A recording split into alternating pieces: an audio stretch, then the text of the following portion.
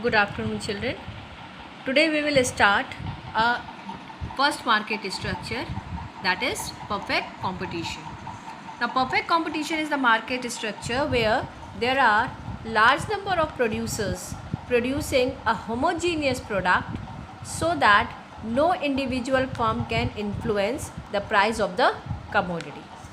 It is a market structure, children, where there are a large number of sellers, those sellers which are selling homogeneous product. Homogeneous product means the product which is same in all aspect. They are perfect substitute of each other, perfect substitute. Children, there is a difference between perfect substitute and close substitute. Perfect substitute are those which are totally same in every aspect, and close substitute which are little bit different but satisfy the same want. Like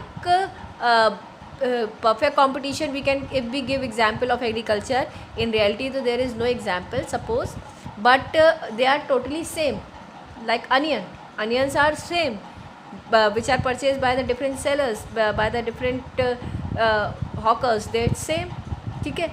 And example of cold drinks, Coke and Pepsi, they are not the perfect substitute, they are close substitute. They are different in taste and all, but they satisfy the need of if person is thirsty, they satisfy his want. So this is close substitute. So in perfect competition market, products are perfect substitute.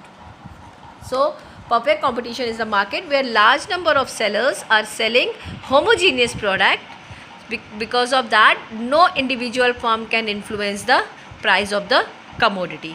Means the product is same, so no firm can change the price, because when they change the price of their product, the customer will switch over to the another firm, because they all are selling the same product. So that's why they all are known as price maker. Sorry, they all are known as price taker, not price maker, because they cannot change the price. They have to take the price which is already prevailing in the market. This is perfect competition market. Now let's see the features of perfect competition market. The first one is large number of buyers and sellers. In perfect competition market, there are large number of sellers, those who are selling the same product, and there are large number of buyers also. As there are large number of sellers, a single seller's change in supply of single seller does not affect the market. If suppose one seller is not able to supply more, he is supplying less, it will not affect the market. Just like that, large number of buyers, so the demand of a single buyer does not affect the whole market. So this is the first feature, large number of buyers and sellers. That's why firm under perfect competition is price taker, because it does not affect the demand and supply of a single firm or single buyer, does not affect the market. So they are price taker. We have already studied when demand, I have told you about equilibrium price, and if demand is more than supply or the supply is more than demand, what will be happen with the price. But here this demand and supply does not affect anything, so that's why they are price taker. Now next is homogeneous product.